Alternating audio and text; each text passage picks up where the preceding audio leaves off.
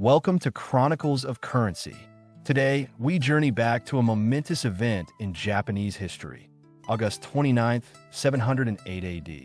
On this date, Japan took a bold step into economic modernity by minting its first official copper coins, the Wadōkaichin. This was more than just the production of money. It was a symbol of transformation. By adopting coinage, Japan laid the groundwork for structured taxation, streamlined trade, and a centralized authority capable of economic regulation. It signified a departure from centuries of barter and a turn toward a state-driven financial system that mirrored the great empires of the time. The impact of this event would resonate for centuries, influencing the fabric of Japanese society. Before the year 708 AD, Japan's economy functioned on a barter system deeply rooted in agrarian traditions and local craftsmanship. Goods such as rice, silk, iron tools, and handcrafted goods served as the backbone of economic exchange. However, this system proved inefficient for long-distance trade and increasingly complicated the administration of taxes. As Japan's political ambitions grew, so did its need for a more standardized and scalable economic system. Influences from the Chinese Tang dynasty, an empire with a thriving monetary system, served as both inspiration and a model. The growing frequency of diplomatic missions and cultural exchange with China underscored the urgency for Japan to modernize its financial practices to align with the broader East Asian world. The turning point came with the discovery of significant copper deposits in the Musashi province, a resource that had the potential to transform Japan's economy. Empress Genmei, known for her strategic foresight and administrative reform, seized upon this opportunity to strengthen the Yamato court's central authority.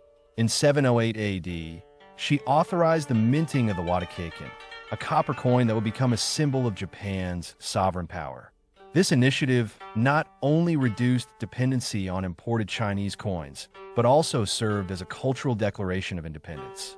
Empress Genmei's vision was revolutionary: to establish a monetary system that could unify distant provinces, facilitate consistent taxation, and foster a shared sense of national identity through currency. Creating the Wadōkaichin was an ambitious undertaking that required technical ingenuity and cultural sensitivity. Modeled after the Tang dynasty's Kai Yuan Tong Bao coins, the Japanese version adopted a circular form with a square hole in the center, a design rich in symbolism representing heaven and earth. The inscription Wadōkaichin, Wadōkaichin, encapsulated ideals of harmony and the beginning of a new economic order.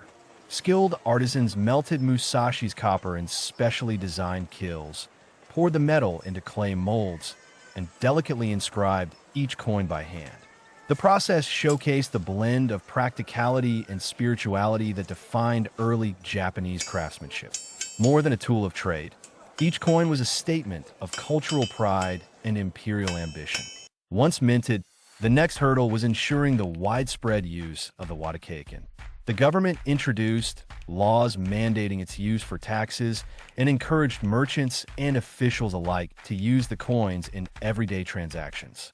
To further incentivize adoption, titles and ranks were awarded to early adopters, a clever strategy that linked economic participation with social mobility.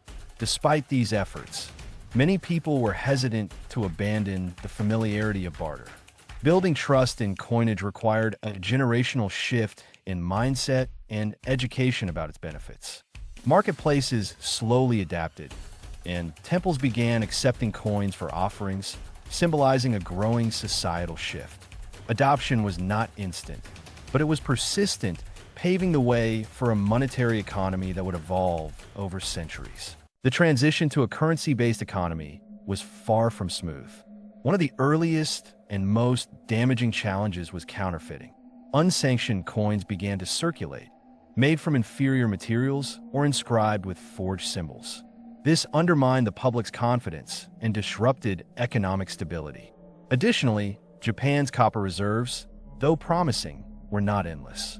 The limited supply slowed production and restricted the coin's reach, especially in distant provinces. In response, the government instituted stricter minting standards and began exploring other metals like silver and iron. These early growing pains revealed the complexity of maintaining a centralized economy, but they also spurred innovation in monetary policy and enforcement mechanisms that would later strengthen the imperial treasury. The Wadōkaichin was not just a coin, it was a catalyst for Japan's economic evolution. Though initial production faced setbacks, its symbolism and structure laid the cornerstone for future coinage and centralized financial policies.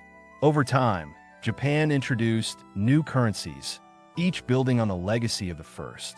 The use of coins helped unify the archipelago, linking regions through a shared economic language. It also reinforced the emperor's authority by visually and materially tying citizens to the state. Today, surviving Wadōkaichin coins are prized artifacts, studied for their historical significance and aesthetic detail. Their creation marked the beginning of a new era, one in which Japan asserted its identity not only through swords and scripture, but through currency. The minting of the Wadōkaichin on August 29, 708 AD, was more than the creation of currency.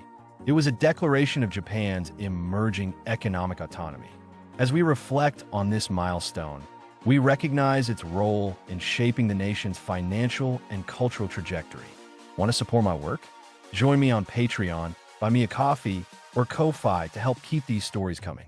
Until next time, stay curious, stay proud, and stay historical.